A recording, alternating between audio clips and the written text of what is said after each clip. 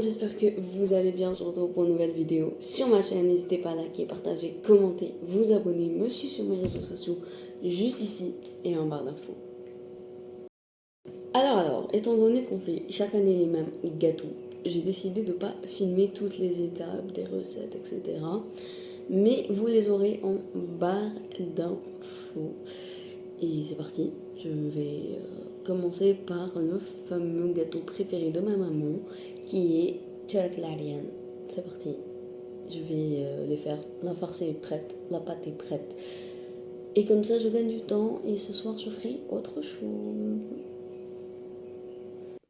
J'ai enlevé mon pull parce que, voilà, surtout quand on allume le four, c'est la cuisine qui devient un four. Bref. J'ai mis mon nouveau tablier de cuisine qui est super pratique parce qu'il a une poche où je peux glisser mon téléphone. Et là, c'est parti, on commence. La petite farce que je viens faire, un petit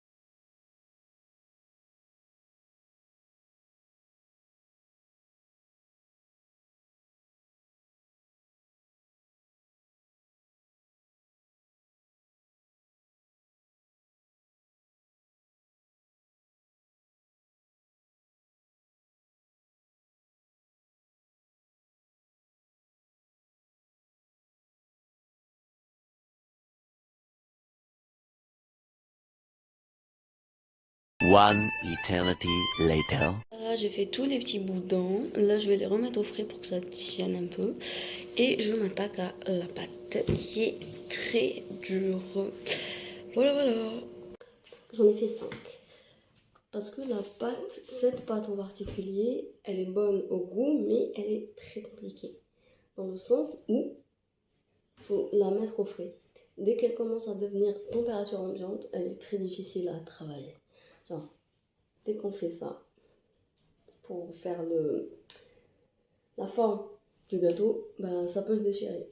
Donc il faut à chaque fois remettre un peu au frais pour qu'elle se maintienne. Et c'est très long. C'est pour ça que j'ai décidé de le faire maintenant, en journée. Comme ça, après le temps, je ne vais pas passer la nuit réveillée avec ça. Là, j'en ai fait 5. J'attends que ça reprenne un petit peu. Et je continue. Et voilà. Mais ça va. J'ai réussi à faire de jolis, entre guillemets, malgré des petits incidents. J'ai réussi à les rattraper. Voilà. C'est le gâteau préféré de ma mère, d'ailleurs. Ce gâteau. Moi, je l'aime bien, mais c'est pas mon préféré. Loin de là. Bref. Je suis fatiguée. J'ai faim, j'ai soif, cette journée va être compliquée. Mais bon, faut bien faire les gâteaux, c'est comme ça, c'est traditionnel, on fait ça. Au lieu de rester là, vous regarder et attendre que la pâte durcisse un peu, je vais m'occuper des dattes. Parce que cette année, j'ai envie de dattes fourrées. Voilà, je vais prendre les dattes, les dénoyauter pour les mettre de côté, comme ça après, ça sera facile de faire ça. Je vais chercher le paquet de dattes. Je trouve que ça se vend de moins en moins les dattes fourrées dans les pâtisseries. Je les trouve sur Instagram et tout, mais dans les pâtisseries, avant ma mère elle m'en achetait, ça se trouvait facilement. Je sais pas, c'est une impression. Allez, on va choisir les moins ramollis. Je coupe en deux. Ça va être compliqué. Hein. La qualité des dattes en ce moment, c'est pas ouf. Voilà.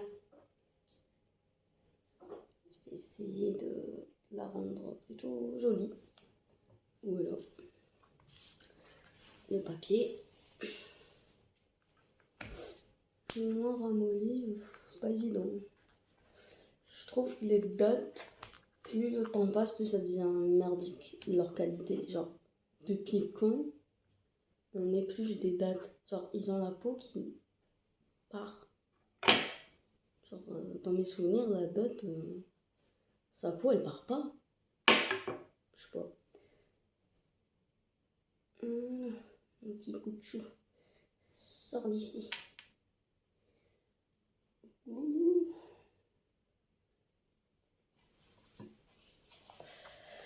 Alors, ça va être long de trouver des dates correctes. Non, ça se voit qu'elle va s'arracher. Ça va. Ça va. Bref. Et vous, dites-moi en commentaire vos gâteaux préférés. Enfin, si vous les commentez.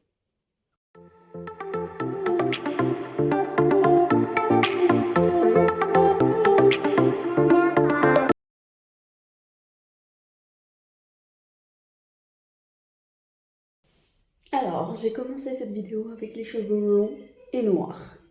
Et là, ils sont courts et blonds.